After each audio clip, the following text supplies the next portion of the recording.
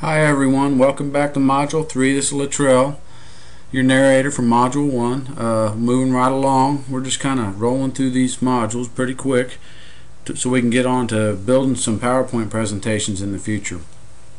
In fact, that'll be the next module. We're going to build just a couple of slides, but by that time you should feel comfortable enough to know kind of a little bit about the interface and how to do some basic things.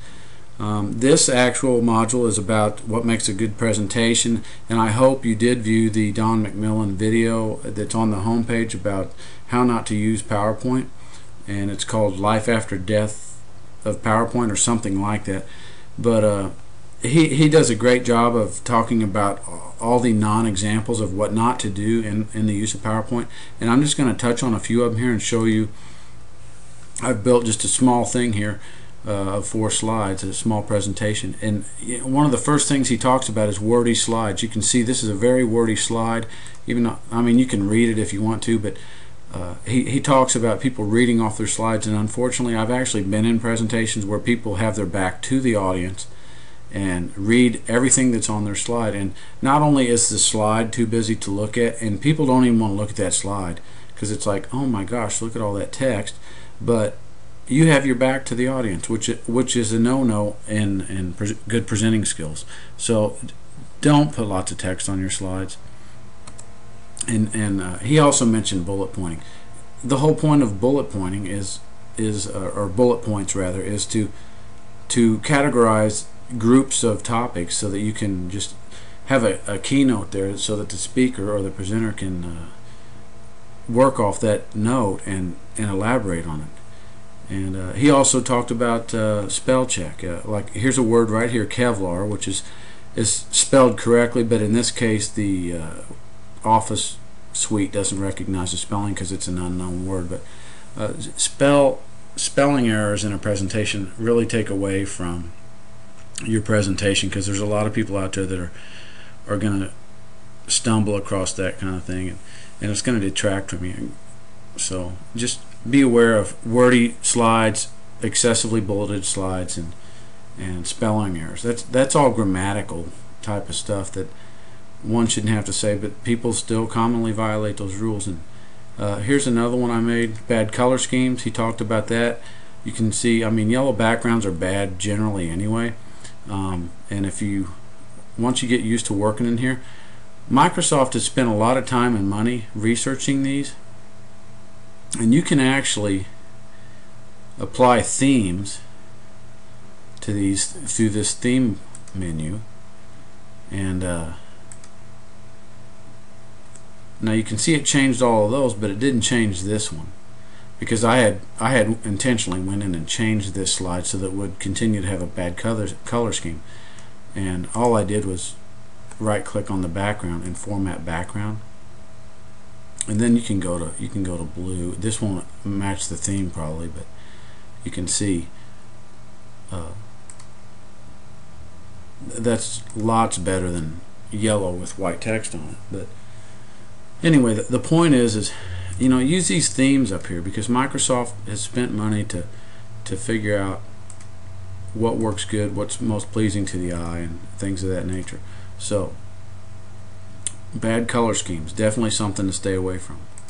Number of slides, another option or another factor that people commonly stumble over. I have seen slideshows that are supposed to be just for an hour, and there are 160 slides in it. No one wants to sit there and go through 160 slides with you normally. That's where the phrase "death by PowerPoint" comes from. And chiseling down to essential information. I mean, the speaker's supposed to put out the information, not the slides. So the slides or the technology should not be the curriculum, but they should support the curriculum or the information that needs to be put out if it's not curriculum. So just be aware of that number of slides. He talked about animations, which in this case, when I changed the theme, it reorganized it for me so it didn't fit. And I wanted to show you something else that I had mentioned earlier too, the grid lines. See, this isn't perfectly centered, so if I wanted to recenter that, I could go to my view and grid lines, and I could say, yeah, that's not centered where I want it. I need it right there.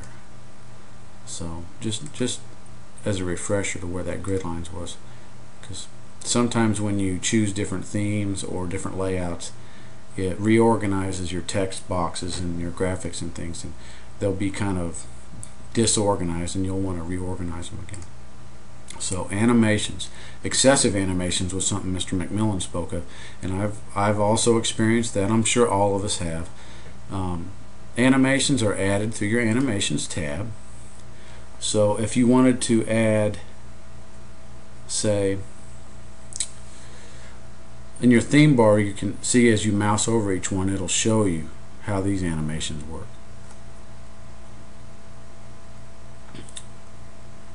Right here. So you can, and this is something that's not new. It's new to add it here to this bar because you used to have to select them from a list menu.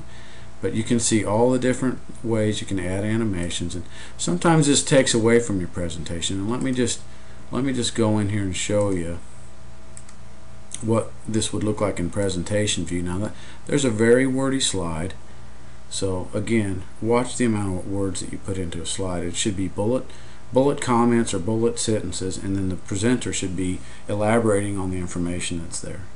You shouldn't be reading the slides to your audience. Bad color schemes. Remember, try to use the themes that are designed, or use contrasting colors so the slides are easily read, but they're also not hard on the eyes. Number of slides. This slide doesn't really do a good job of portraying that, but the number of slides is pretty bottom line up front.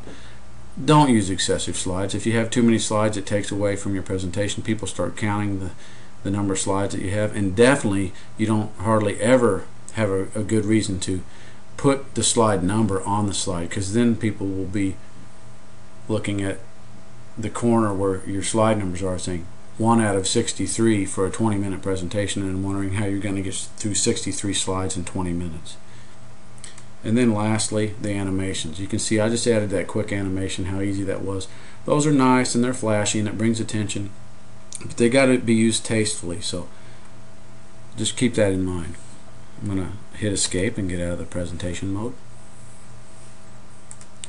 Well, I think that's it for Module 3. Actually, it's one of the shorter modules because I didn't really have much to add to what Mr. Don McMillan said. He pretty much covered all the basic no-nos of PowerPoint presentation building.